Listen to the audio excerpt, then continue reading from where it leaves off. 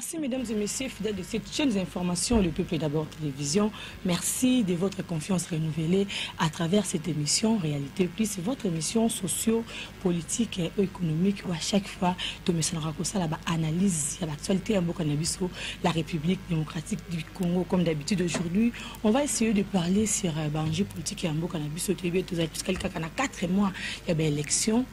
Tout le monde ndenge mwana mboka denika di mazali kobunda na lulenge nyo surtout pour na organiser ba élection moko ekozala bongo crédible na transparence nyo surtout mais tout moni pe ba partie prenante mususu ti siko bazali toujours ko désister hein tout moni lulenge nini oyo tout mona ki SCC lobby c'est Nico lobby bande ko Martin Fayulu et puis bande ko mususu ba protester bele ku ba boya ki ko to ko ba carte d'électeur na bango est-ce que c'est possible doit admettre tina décembre dialogue moko pour que bana ya mboka ba vanda ou soit to kenika na maponani yango awa peut moni moi quand so ezali na niveau ya bakar d'électeur est-ce que sini à tenir parole na ya ko pesa biso ba élection moko ya kitoko mwana moko so kozala l'aise boso ya erne na ye to ko so lengo peto na ngai et puis to ko beta so ya social ya mboka na biso le peuple d'abord au to pona utakala est-ce qu'on peut dire que slogan wana ezali ko tambola de pair na social na biso sur tout le plan to ko beta yango lisolo na yango je ne suis pas seule sur ce plateau nazali bongo na mwana mboka JC Punga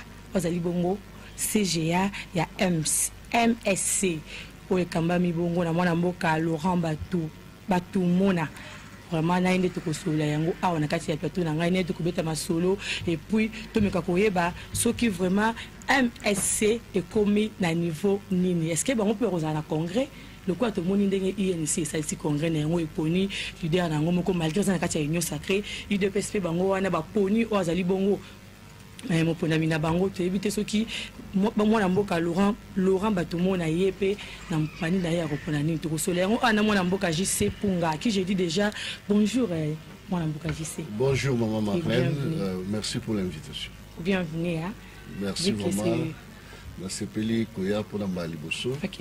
La chaîne na biso le peuple d'abord. Télévision. Chaîne ya peuple congolais. Chaîne à peuple. Biso za va représenter peuple. OK. Donc payer les lots pour to kabola makanisi pour to meka kolongola ba zone d'ombre monsieur koza na kati ya mitu ya ba téléspectateurs et ba imbo kamombo bazolanda biso. Kaka ndina avec na début na ngai to éviter na moi question moko ya moi songi est-ce que bino bandeko bozali mopandi ya mwana mboka Laurent Batu Mona est-ce que boko organiser pe congrès le lolungi to moni INC to moni UDPS bango moko ou bien boza déjà na o ya bino surprise koza? Non, effectivement congrès ezali et loko moko ezali normal na kati ya parti politique nyonso oyo ezalaka renouvelé selon ba prescrit ya ba mibeko ezokamba bango esalaka bamosusu bazalaka nsima ya mbula misatu bamosusu nsima ya mbula mitano ndenge bastati na bango ezoloba et puis mingi ezalaka soki topusani pembeni ya baéchéance électorale neti oyo toza nango boye esalaka ke bato base déterminer surtout mpona kopona bacandidat na bango na ba différents critères notamment législative nationale provinciale et tout ça et esalaka quand même ke esunga biso mais na ngambo ya biso na bandi ke parti esalaka déjà congrès nango mpona makambo mosusu mayike oyo ezalaki na kati mais mpona sikoyo biso na niveau ya bureau politique ya parti donc ezali organe de conception et d'orientation aussi tozwa ki déjà ba disposition mpona biso tosalaki déjà plébiscite na mwana mboka Félix Antoine Tshisekedi Tshilombo comme candidat na biso président de la République na ba secrétaire au salama le 20 décembre nous en sommes sûrs mais au Italie ba élection législative nationale to présenter déjà ba candidat na candidature na cadre ya plateforme na biso alliance des mouvements de solidarité pour le changement oyo ngamoko un candidat député national na Moamba. Donc voilà un peu maintenant là bazobongisa pe na centrale électorale interne na biso ya regroupement pour la candidature au Italie provinciale et puis communale. Ok, merci beaucoup mon amboka J.C. Mpunga. Nayebi te loko lobi pe kozala candidat député national na niveau à moi bato ko lobela on a kati émission vie que toujours lobela pe ba élection mais question na biso ya liboso to bien on loko la biscuit ezali oti ko loba ite parti na bino déjà bo pona wa kozala bongo numéro 1 na bino. Là, il y a la tête de la présidence. Mais aujourd'hui, la République démocratique du Congo, depuis les Zala, un État indépendance, les hommes ont président ébélé. Les salimons ont mandat ébélé. Tout le monde a Joseph Kassafou Boualeka, tout le monde a Mobutu, tout le monde a Kabila, tout le monde a Sali Bahane Nabango, tout le monde a Félix, tout le monde a Bino parti, vous allez soutenir. Est-ce qu'on peut dire que Batuno Sotuana va apporter quelque chose? La période sur le plan évolution. En fait, le pays étant ce qu'il est, on a c'est que nous tout le monde vote à quoi que 5 à tika bilembo mboka. Nous tout le monde soit tika bilembo naé, et à la négatif, et à la positif. Mais l'essentiel est que le pays continue à exister. Le pays aujourd'hui est à na oyo moi mboka Félix Antoine Tshisekedi a bombé dans le lelo na sima qui va me souffrir baleka. Et que ça vous besoin du pouvoir dans ma condition oyo nous sommes surtout yebi tout fraîchement la indépendance et rwanda ba intellectuel tout ça qui na bango ba cadre politique tout ça qui na bango muke ba 25 ans ma politique té ba mindelo ba pesa ki biso indépendance ba kotsa ki moi songi na kati et ça li que moi ko benda na instabilité ba rébellion de gauche à droite. Donc, la sécession, qui est armée par l'entremise du général Mobutu, à l'époque, avec un colonel, avec Sali Pouch, il y a eu pouvoir, au période où il y a eu pouvoir, il y a eu coup d'État en Afrique. Il y a eu pouvoir, en 1965, Kamati a suspendre l'institution soit Koutaki, notamment, à la constitution en VS, il y a la constitution à Koutaki à Lumbabo, en 1964. Donc il a dirigé le pays avec le commissango État monolithique, comme un père parti État, il a comme dans les années 80, où Balamboka Etienne Tshisekedi Moulumba m'a accompagné de heureuse mémoire. Mais quand il dans le cadre il dépêche comme il a qui lettre mémorable lettre 13 parlementaire pour nous relaxer que c'est l'imboka et l'ongwa dans le monopartisme tout s'engager la démocratie et la kisi pluralisme politique né kobunda la moti ya kiko en 1990 né Mobutu yakondima par voilà les équipés aussi vamoko yaki to benaki perestroïka les équipes vamoko utaki mingi na pays ya Europe de l'Est avec la Gorbatchev qui ancien président il y a IRSS à l'époque les a Russie donc par donc on est et qui nous pépé la conférence nationale c'est ce qui a fait que to côté la démocratie en mopé et qui a moi dirais parce que tout ça là ba élection démocratique Moussé Laurent Désiré Kabila a eu quota na afdel na ba Rwandais ndenge bayaka il y a quand c'est qui va être sunga ils ont Rwandais bazaki na agenda na bango ba va na yemo tango muke ba bomier simana yango soit disant moi na ye au bengaka Joseph Kabila azui j'ai dit bien soit disant moi na ye président le président j'ai dit le président Joseph Kabila dans lobby parce que je n'affirme pas que moi na ya moi na mboka ici moi na mboka ça que moi c'est moi qui parle. On peut avancer, madame. Sinon, tu as moulay, le biscuit. Vraiment. Donc, là, il tout ça, moi, ma recherche sociologique, on a compris qu'il y a à boire et à manger, voire même à vomir dans cette histoire de filiation. Joseph Kabila et Paya Moussé. Oh, voilà, Moussé a été tué par un coup d'État aussi, parce que à qui profitent les crimes, c'est la personne au Bassara coup d'État qui a besoin du pouvoir. Donc Joseph a pris le pouvoir, il nous a dirigé pendant 18 ans. Tobundi. Il même n'a pas ça le pouvoir parce que tant que commune en 2015, 2016, mandat et Silaki, à Tikakité, il y a eu beaucoup de choses, marche Salama, Il y a eu même des prêtres qui ont été dénudés, Batika, va prêtre Bolumbu. Il y a un ancien ministre, Moko Kabange Numbi, pour ne pas les citer. Mais sa santé ex. Oui, oui. Oh, Lelo, par exemple, Senko, Bakomi, allié à FCC. Chose grave. Les églises ont été, les paroisses ont été gazées. Nous avons un mauvais souvenir. À l'époque, il y a calciné, un siège à IDPS. Il y a les Rossim Kendi, les Kapangala qui ont été tués dans des paroisses. Bref, Batubakufa ébélé pour Kabila Aya Kondima, pour Atika pouvoir, à présenter Dauphin a ajouté, moi en Boka, Félix Antoine Chilombo a gagné l'élection, les lois au Kumbela Biso, à Koutaki Mboka, c'est qu'à Koutaki on a Katia du Boulou très profond, les lois au Bimusango Malembe, n'a pas moyen, mais pour gagner l'élection, on a tout capi Makambo, moi en Boka connaît un galobé. Bon, moi je ne peux pas.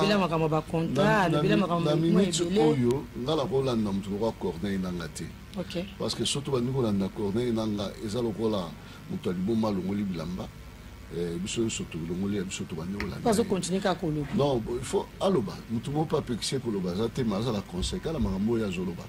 Parce qu'il faut approuver en gros. Ce qu'a approuvé en côté, n'a évité nanga tango a publié un résultat que Félix Mouta a gagné l'élection. Bachakaye Munduki na Matoyi. N'a évité ce que Félix n'a organisé l'élection, je ne sais pas. Pour que surtout tout qui n'a pas l'élection. Non. Vous savez, il y a l'accord politique dans un processus électoral a toujours été de mise. Oui, parce que mon ibiso, ils moi démocratie, à moi sika. Vous savez, aux États-Unis par exemple, aux États-Unis, élection et c'est la le 11 novembre. Mais le président élit à côté en fonction le 20 janvier. Ça fait à peu près 2 mois. 2 mois. Donc c'est pendant ce temps-là, le président qui a été élu, le président sortant, ils travaillent ensemble. Pour que le président continue. Il y a des choses où Bissona Bino, ceux qui te communent dans la place sont il y a des grands dossiers d'État. Et ça, autant code de centre nucléaire. C'est entre autres pour il y a des accords où le président d'exercice va signer même dans la firme et l'Obama mais dans le cadre de vous êtes sans ignorer que l'architecture institutionnelle et que pour diriger, il faut la majorité dans le Parlement. Il s'est fait que l'élection Salamaki, le président de la République a eu une majorité présidentielle, a eu une majorité parlementaire. Alors, il y avait maintenant 2 choix à faire. Soit toquer la cohabitation, soit toquer na Boussangani na coalition. Diplomatie. Or, maman, au début que l'espérance de Zanango, cohabitation entre Kassavou, Lumumba et Marchaté. Et Marchaté, c'est une expérience que nous avons tentée. Le roi président a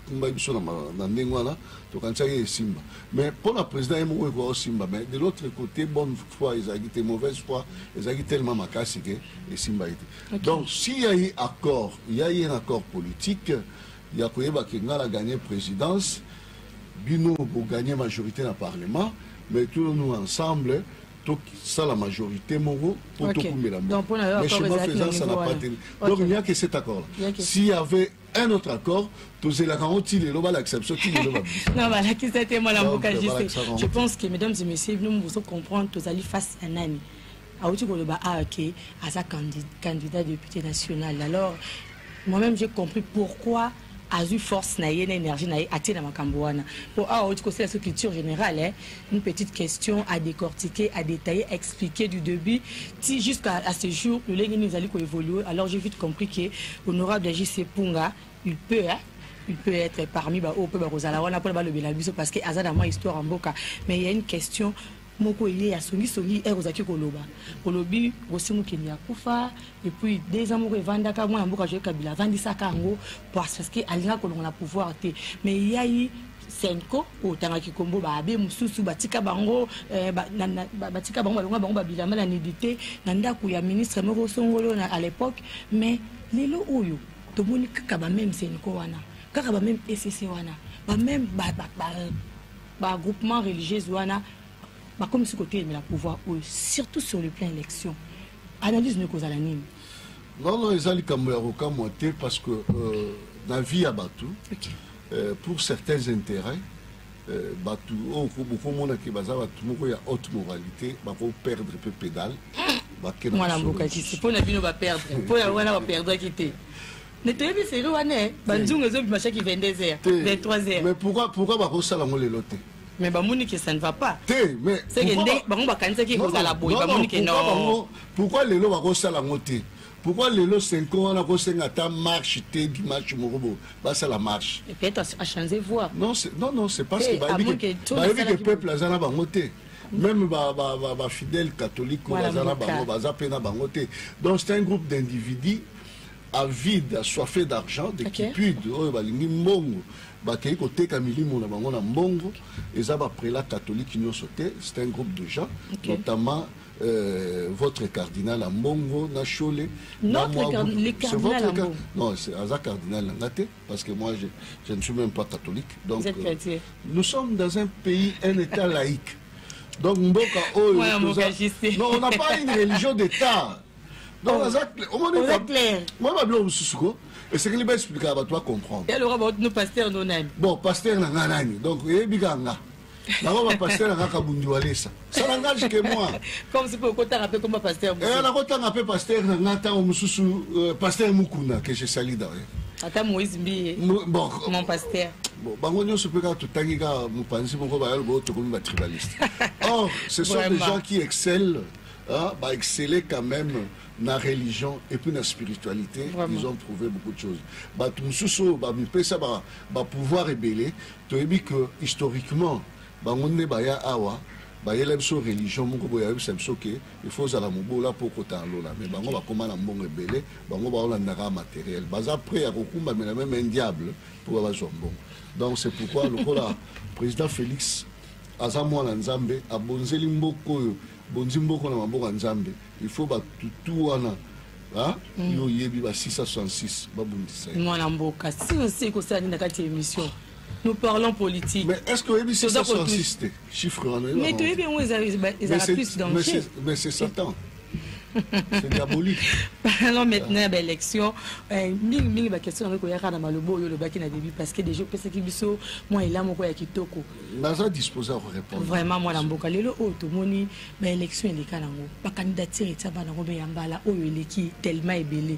N'a saigné refoulé, n'a auto monaté, bah tu vas côté ici, mais c'est l'île à cette liste et défoulé, et refoulé. À partir de ce combo, comme égalité. Mais, et là, au petit Kébiso plus, tout le monde jeunesse, a eu par ma casse. Ma jeune, bah, vraiment par ma casse. Tu éviter participation à ma jeune élection. Est-ce qu'il faut apporter quelque chose? Et que ça a été, moi, bah, Mikolo, ancien, bah, ça la kala, bah, longola. On est à la première question. Deuxième question, on va répondre au quotidien. Est-ce que les jeunes ou surtout qu'on a base à la bonne député, soit travailler dans le gouvernement, est-ce que selon nous avons une évolution pour parvenir, il y a conquérir, soit il y a réaliser de plus ou les cas ou réaliser? D'abord, c'est une cerner question qu'on a dévoilé. Ok. Voler à l'ubossu, c'est tout définir dans nous. Jeunesse en Ouézan. Donc, jeunesse. Moi, je pense que la jeunesse, ce n'est pas par rapport à l'âge. La jeunesse, c'est d'abord un état d'esprit. Vraiment. Parce que tout ça, les jeunes, soit 25 ans, raisonner déjà, quand c'est moi, 70 ans. Okay. Donc, nous sommes là, à temps où le but est non, au tchaï place, on a pour les jeunes, ça, on est l'autre, parce que ça, comment déjà vieux dans ma canisse. Bon, vieux, on a sensité que vieux à Maëlle. Mais vieux Morosco, il y a Zoba, il y a résonance, il y a ma quantité. Donc on n'a plus rien à attendre pendant. Donc, deuxième volet, quel est l'apport à la jeunesse? D'abord, apport à la jeunesse et que et là, on est sali que les jeunes, il y a la politique. Jeune belé de un, il y a la politique qui a été pour changer ma caméra. Jeune belé, il y a la politique pour que nous soyons au sale. Ah bon? Ah oui. Moi, non. Mais vous avez salati? Mais quand même. Non. Mais quand c'est pas tangi, mais vous salati. Bah comprendre est-ce qu'il n'y a qu'un seul secteur où ils ont foutu les politiques. Pour éviter que ce soit comme des députés, les lots, net au raga, on va foutre sur 21 000 $. Bah éviter que est-ce que mais maintenant, na ba jeune où ils vont se porter dans le parlement, qualité na bango années. Qu'est-ce qu'ils vont apporter? Parce qu'ils n'attendent pas hôtel âge les lots. Ils arabes jeunes tout le monde arabe, on discuter ma musique. Ils arabes jeunes tout le monde à TikTok. Les arabes jeunes à WhatsApp, Instagram. Commerçant. Ou bien les arabes jeunes. C'est là aussi le côté négatif. Il y a démocratie. Côté négatif, la démocratie c'est le pouvoir des imbéciles. Excusez-moi le terme, pas celui qui l'a utilisé. Pourquoi ça pouvoir d'imbécile? Parce que ça pouvoir à majorité. Donc un imbécile peut réussir à s'octroyer une majorité autour de lui et diriger toute une élite. Vraiment. Est-ce que vous comprenez, maman? Ça se fait. Ah, donc, tout le monde. Il y a encouragé à la tête. Nazo peut faire un exemple. Aujourd'hui, un procès d'université va dans Lemba. Procès d'université dans la procès va Tangsanga. La sommité va dans Lemba. On a Lemba. Ça fait des professeurs. Ouais. On va dans Lemba. Aza candidat député provincial dans Lemba. Professeur d'université. Na fini Moutouté. Aujourd'hui, Maman Kalunga Pe Azali candidate député provincial à Lemba. Maman Kalunga Ebani Mingi collègue professeur. Tu vas voter là Maman Kalunga. Tant que soit à côté du Parlement, elle va apporter quoi? Du théâtre, du sketch. C'est bon, qu'est-ce que vous attendez? Négligé. Non, qu'est-ce que maintenant? Non, Barbara Kanam a un cursus universitaire. Vous comprenez? Les gens, on a des grands professeurs, professeur Yoka, professeur Mounene, professeur de la culture, maître Liolo. Mais je parle maintenant. Il y a niveau à Moutou, il y a côté dans le Parlement. Donc il faut filtrer. Mais vous voyez que ça, il y a côté dans le Parlement. Toute une législature, dans le tombeau, la moussapité. Dans la motion d'information. Parce que la motion la plus simple, c'est la motion d'information. Avant dans la lemba, nous sommes côté de la lemba, Mikolo, Maïzo, Maté, tout le régime des autres, comme on a dit, tout le monde peut pas nous n'avons commis mingi, tout ça. Là, nous sommes tous dans le Parlement. Mais vous laissez le Balalinga. Papa Molière parle le Balalinga. Papa Molière, mais Azapé ne l'aura le baraté surtout celui-là. Moi la boca. Non. Au moins, Papa Molière, c'est des aventures. Des aventures. Papa Molière, ma voter ma casse. Ma voter les sous. C'est pourquoi la joué sur le pouvoir des imbéciles, la démocratie. Il y a une photo redéfinir le système d'ambition démocratique. Ok. Donc, de faire l'excellence. Tu peux savoir norme. Tu peux savoir énormément. Ok. Vous voyez que un soko tel même dans ma candidature. Au moins, on a un critère. Va commis être licencié, gradué, mais nous sommes avoir une expérience avérée dans un domaine, dans les domaines tels que politique, commercial et tout ça. Toi qui est à Salissi, attestation de fin de service quelque part. Donc, imprimé à Sali, attestation de service qu'Azalaka a travaillé dans la société pendant plus de 5 ans. La candidature est retenue. Alors, Moutouana, qu'est-ce qu'il va apporter dans l'hémicycle? Les gens qui ont été tambola. Mais Mboke tambola, Mboka est mort likolote. Moutouapé Saka, matière dans le gouvernement peut fonctionner, c'est le Parlement. Parce que le Parlement il y a intérêt général. Surtout, nous sommes décentralisés. La décentralisation, nous y sommes déjà derrière une décentralisation mal faite, mal conçue. Mal conçue. Je suis spécialiste en décentralisation, mais je sais que ce que nous avons vu et ce que nous vivons aujourd'hui. Mais c'est d'abord, tous on a 11 provinces, qu'il y en a 21, 26 autres. 26 provinces. Au moment où on a fait ça, moi, je comprends. Pourquoi il s'allait maquiller? et salamaki pour la assouvir besoin quelconque intérêt personnel. Vous comprenez l'intérêt à tout le monde parce qu'il fallait kota il fallait province moko ba kabola kabolango ba fragiliser ba le cause contre nous surtout ce kota. Est-ce que là ça contre tout pas comme même membre de l'Union sacrée vraiment mais dans l'analyse politique. Vraiment. Donc je parle en tant qu'analyste politique. Okay. Donc donc awa musicien moi le baïbo ça niveau sur papier na bic. Donc ba sur papier na bic ba komaka. Donc c'est l'étoile là qui ça ba komaka munini ndene tambo. Makamso salamaki.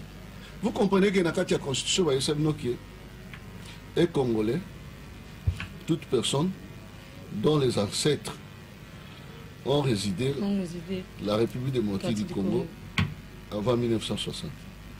Donc même de tout et... Est-ce que vous comprenez? Vous comprenez? C'est la Constitution. Ça a été voté. Non, pas parlementaire. Oui, et il y a un Mboka Oyo, Félix Apoutia, on a place Moroboye. Azo memango déjà la place à Okende tout soutenir et ça le roi yo maman oye besoin ndako sika beaucoup tina kati ya ndaku okuti ndaku wana en désordre je crois pas que les cas directement la cuisine pour lamber la bana pour nasir na yo ki makambo ya est-ce que le peuple d'abord est-ce que ba toazoli a tout ça donc on les maman la cuisine te pour lamba osani okuti ba chemise de ba mesa ba sapato de ba metu hein donc on kaka mélanger. On comprend. Des ordres de Moko qui ne dit pas son nom. Et là, nous, moi, si à Maïla, on s'en a. À quoi arranger? À quoi arranger? C'est ce qu'il a fait. Quand la minute, à ce côté déjà la cuisine, voilà, ma pauvre bureau déjà, c'est son. Mais apparemment, le corps aux en rage. Et bah, nous surtout, salam sala qui te côté. Aux autres qui pètent apparemment. Vous savez, nous n'avons qu'un seul dominateur commun qui est le Congo. D'abord, le Congo, c'est maman la mission aussi. Et pour la Congo, tu comprends que la mouton même dans l'Union sacrée, il y a des gens qui n'ont pas produit un bon travail. Baza Ebele va rendre. Mais non, ils sont là. C'est la politique. Vous savez, hein? Vous savez, en politique, il n'y a que les intérêts qui comptent. Dans la minute, oui, dans la minute, Oyebi comment président a une majorité au Azanamusiko. C'est une majorité composite. Majorité mo boga que non mobali mo bozo moi si mo balinga mobali mo ga pona l'arna jour la réalisateur benda mais muto passa la fort wana lelo aza musike akomuta ma comme sokara le quoi azo diengela na ba clostra muto ngo bien ah muto wana yo te beti sur la moamba c'est sérieux pour bien muto wana et dans muto a bénéficié na pouvoir au royauté mon amboka na combien d'années ceux qui une année ceux qui 2 ans. Est-ce que tu as vu Malo Libandao? Tu as vu la Mutuka, tu as vu la ville. Ok. Ou la Xananda va Félix Tshisekedi. Ou à Sombi, Pandaka comme président Tongi. Mais dans la Rome Mayo, na continue dans l'action quartier Mobimba. Nous te somba balabala Mobimba, Sombi Pointi Kwe. Nous te tonga maison blanche. Tu vois à tonga la binopé terrain. À tonga la terrain municipal. À côté terrain.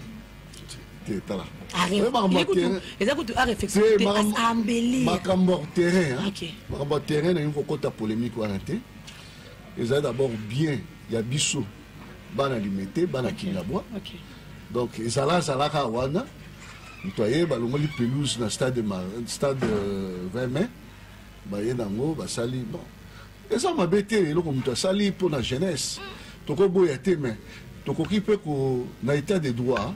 Mon état de droit, ils en ont premier ministre Moko. Balongolae Moussala pour Kendaki à Kotaki dans supermarché à Sombi bonbon na carte bancaire, il y a l'État. Ce que y a surtout tout n'y mbongo et tongi terrain à la zone ça l'a été. Toujours un morceau la vie sur les équipages. On dit que surtout la nuit à revenir sur là. Donc bah tout ça c'est les pas dans la place. Voilà ce qu'on conclut on est que il faut total tout bas filtrer gêne nine au akoki kozala. Ba gêne aussi basa gêne au bakoki kozala té. Et puis pour na ba o ya kala. est-ce que ça a fort possible qu'il faut campagne non commis tout le monde a battu à Kala tout tikande battu à Sika. Non non. Bah jeune d'abord faut pas bandana avoir conscience. Conscience c'est ça. Bimara libanda au monde mutaya te en tout cas président Tozoli a tapé Simongo préso OK. Donc biloko la nyonso jeune faut avoir conscience. Jeune pour avoir conscience, il faut na tamoé bato bakendati ou telemi ou talisima le biso toujours viser liboso. Jeune faut ndima ko kanga mokate na ye. Il faut ndima siko ko voter bato ayebi ke ba pour apporter quelque chose. So mutaya linga comme député, alobi linga comme député, botuna linga comme député pour ça. Il y a des gens qui ne savent même pas les rôles d'un député. OK. Bah habité. Ah, tout n'a rôle. Tout n'a rôle de député. Honorable JC, maintenant surtout honorable. Ce que ambition nous les années, nous pas comment on pose à la nage. Voilà. D'abord, au moni, au bandit, on a bandasco d'analyse. Non, mais c'est rien tout temps ça bat. OK. Au moni lelo un député. Un député dans une démocratie représentative comme celle que nous avons aujourd'hui, a d'aller représentant, il y a peuple, il y a groupe, il y a tout le monde. Omoni na muta mona pour la bateau abeta bali na biki batu souffle azalea ba imam babale netinga na ebi mo makasi to moni sélectionneur national na biso atom c'est une liste mo ya 27 ou 28 joueurs ou après sélectionner une équipe nationale. On va beta contre Soudan. OK. Et puis toi là combien de joueurs dans Belé. Mais entraîneur tant que Sali sélectionné, il n'a choisi que le meilleur du moment. Okay. Donc quand vous voulez prendre quelqu'un côté n'a pas que nous représenter parce que biso sotoko que n'était biso 100 millions tout côté dans salon un pays du peuple tout ba nous le biso son malamoko. Donc ba photo tinda ba représenter la biso bato ba relever la biso. Mais bato on doit choisir le meilleur d'entre nous. Mais tant on poni ba fouter, c'est pour quel résultat? Et ça le quoi des sabres à poni les biso ba fouter. Atie ba on a terrain. Toujours on a la milelo la biso. Donc un député d'abord son rôle, en tant que représentant du peuple légitime, son rôle d'abord c'est de légiférer. Pour légiférer l'accès. Pour légiférer la kisiko sala nibeko. Nibeko, un député sala rababenga a proposition de loi. Donc il faut il y a autant que dans le secteur moi vie nationale, n'a proposé loi oyo, il y a intérêt général pour que et apporter un plus na vie à la population. De 1. De 2, il faut contrôler exécutif. Donc le patron, il y a un ministre, c'est les députés.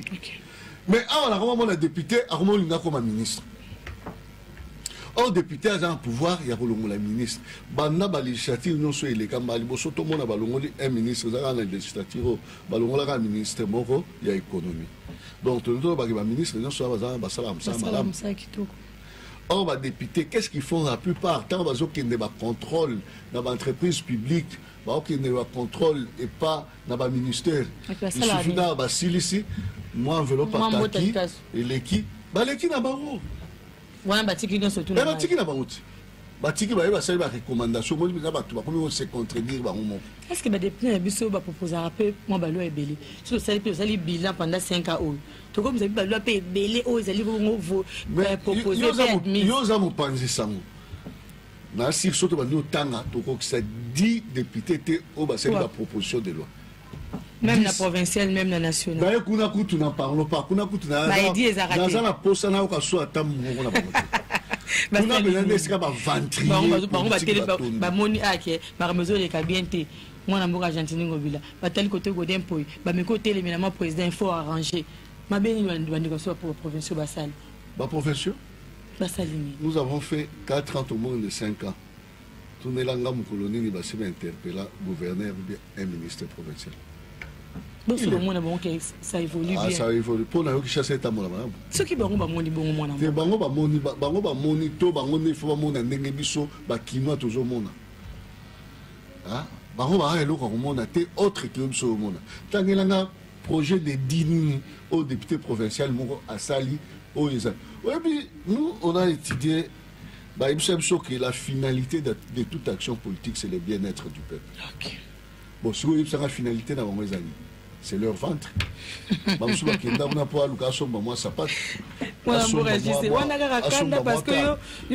faut défier. Non, moi je ne défie personne. Un député, ce n'est pas un papa social. Vous comprenez? Un député, ce n'est pas une maman sociale. Les députés, à Komika Akeno, pompe funèbre, ce n'est pas le travail d'un député. Est-ce que c'est un rôle d'un député? Ce n'est pas le rôle d'un député. C'est vrai qu'un député, c'est un être vivant dans une société donnée. Mais ça rôle n'a été. Et d'ailleurs, pourquoi Bazosunga? Parce que pauvreté, c'est ma casse. Pourquoi pauvreté, c'est ma casse? Pour avoir sali mi côté à malamu, pour mutunyo surtout, azwa lifuta, mutu azwa musala, mutu atanga malamu, mutu akende na hôpital, sokaza obela, azwa kisi ofele. Oh, le président Zosala Lelo. Zong sabso mukina mwa yo, poto bimaki mwa mingi. Tengai. Non, je comprends déjà, je comprends déjà parce que ngai naza na rôle classique d'un député. Les lois sont votés là, naza un contrat social, na bana limité, bana ngabo bana mwamba.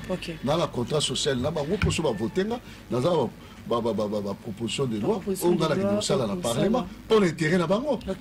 Ah, na kozala pas un député dormeur, vous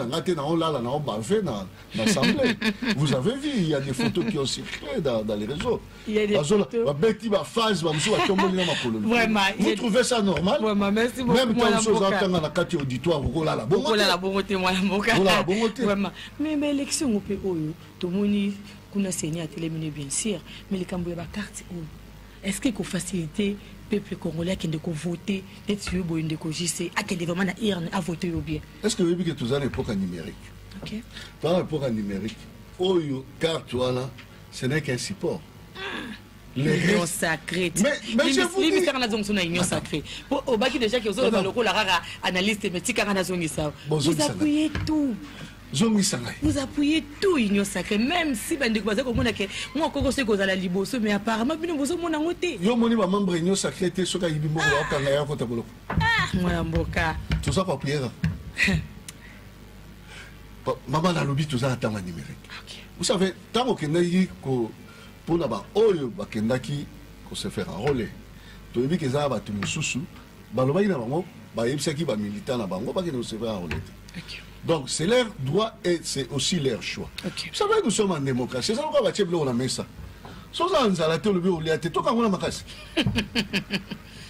ton droit de ne pas manger.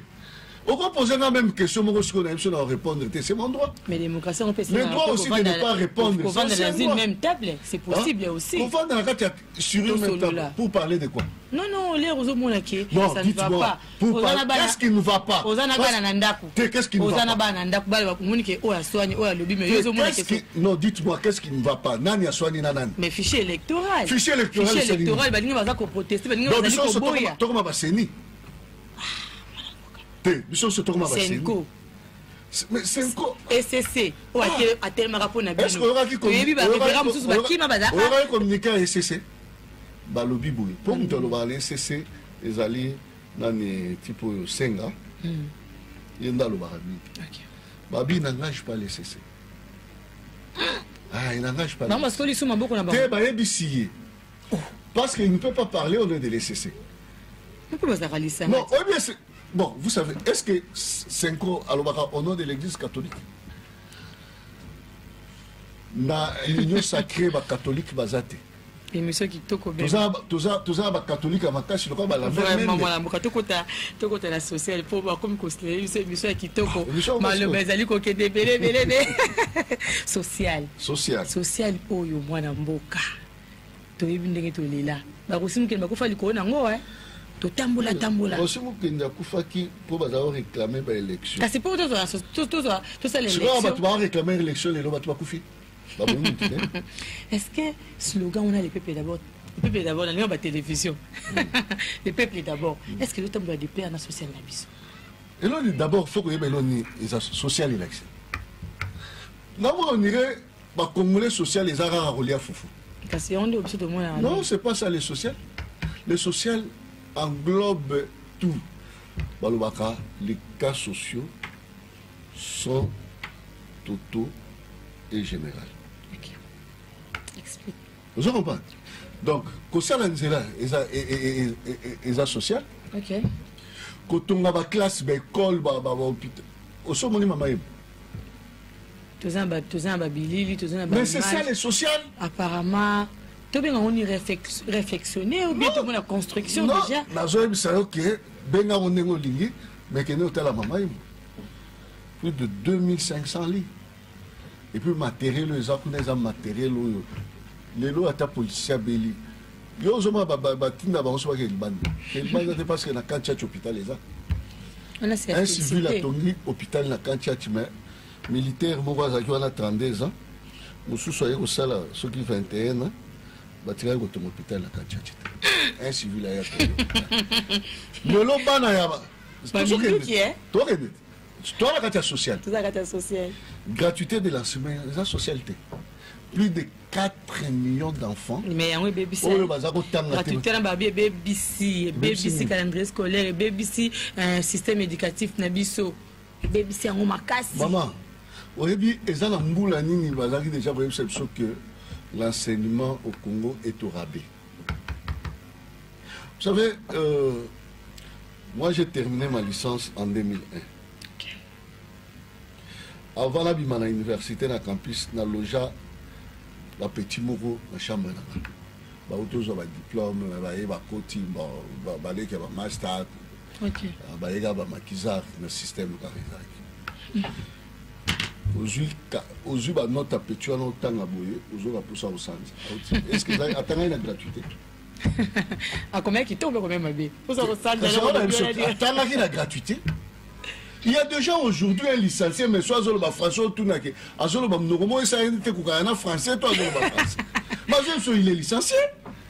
Mais il fallait cette fois-ci, mieux vaut gratuité que Bana Bavanda, Bazo chance à Tangate. Parce que Bana Asso Batangité, ils vont se retrouver dans la rue. Les lots sociaux, tant aux zones social, gratuité, répercussion à gratuité. Papa, oh, Azalaka, qu'on paie ça, qu'on fout un bon, qu'on fout la banane nervale. Mais bon, on a bombé en haut. Ce cas là, moi, terrain n'a pas ça. À cause de matin, des saraciments, à cause de Sandako. C'est ça les social. Social, ils ont malé, mais malé. Maramou belé, ils ont salama. Vous savez, Bana Israël, je suis aussi croyant. Hein. Vraiment. Bana Israël, tant on va biminer l'Égypte. Parce que l'Égypte, là, ça va tout cas, mais ça va souffrir pendant 40 ans. Le temps on va biminer, va cueillir. Traverser le désert avant de voir comment le canal et c'est quand Nzambe c'est ça. Oui, Hermo Baromaki Babambana na Moïse Mabanga. Moïse je suis en Égypte. Oh l'Égypte va aller baoum. L'Égypte va aller sur babimika va marcher boye gaz lacrymogène. Babimika marcher boye Massassi va garde républicaine. Yo banda to ya garde républicaine ça veut tout Massassi. Banda Félix est dans quelle comparaison. Est-ce que ce monde a marché, ça va tout ça la marche dans la jeep. Marche à bourgeois et ça l'aime dans beaucoup. Mais ba beti ba marche ça ma a calamité et opposition. Ba beti na ba na miki. Vous croyez que moi na azaka kanaba naba droit azana ba obligation té? Lorsque un enfant là au sauter la image à moi là wana, tant azo bamba policier li banga panzeli sous un père de famille. Et papa, on va réagir. C'est l'agrégat, la foule n'a pas d'âme. Les policiers, tant que il fallait réagir. Et qui avait amené, moi, ça marche. Sur la tournée, ça marche pas. Et puis pourquoi ça marche? Alors, vie chère. Et puis, on vie chère. Au moment qui est journaliste, moi, tout ça, enquête, moi, j'ai suivi ça, j'ai pleuré. Nazaki na voyage Libanda, Natalia na YouTube.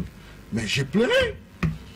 Hein? Quelqu'un comme ça, Abimi Libanda, na pantalon na ye, bakanga sentir te, azo tambola, nire mutu, alors que liboso azo na sima, alors c'est venu à marcher pour la vie chère.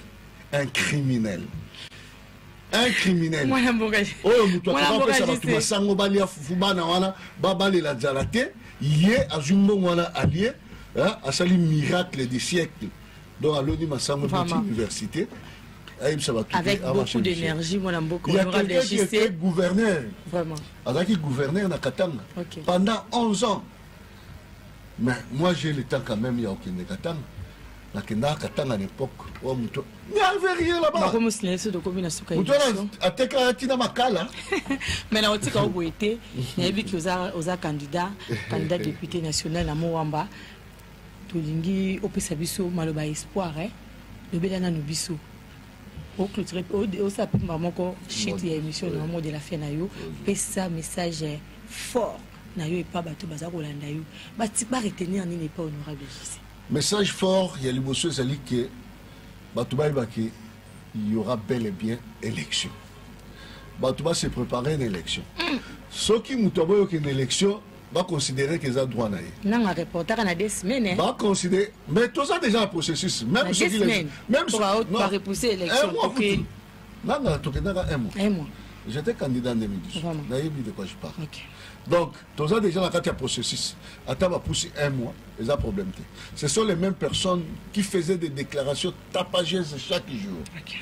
Toko, qu'il y a une seconde de plus. Donc, après le 20, après le 20 décembre, le 21, tu sais qu'il dit, il prend ses clics et claque, il part. Mais les loges, ce sont les mêmes personnes. On va commencer un dialogue. Mes chers frères, il n'y aura pas de dialogue. Okay. Parce que le dialogue, il est permanent dans la institution, dans le Parlement. Tu vas être député dans le Parlement. Tu vas mettre à ma solo. Mais ça, je n'ai pas la moi. Oui, mais musicien, un leader d'opinion. C'est moi à l'époque, qui est le solo. Mais ton solo, la nini. Solo la bien. Ton solo, la nini. Donc, il y a un enseignement. Dans la moi, tu as distrait l'unité. Élection est allée. Bon, c'est pas bon une élection. À ta carte, il y a eu chance. Il y a des duplicataires dans le côté, écrit et boumi moi mouké. Il y a des cartes provisoires pour que la minute, tous ont carte d'identité. Après, combien d'années, tu as la carte d'identité, tu as carte pour la première fois, d'ici là. Donc, parce que donné na yo, il y a mutunyo so, et ça la carte machine. Ce qu'on regarde, le gars qui est comme la ngai, malé la mélanie.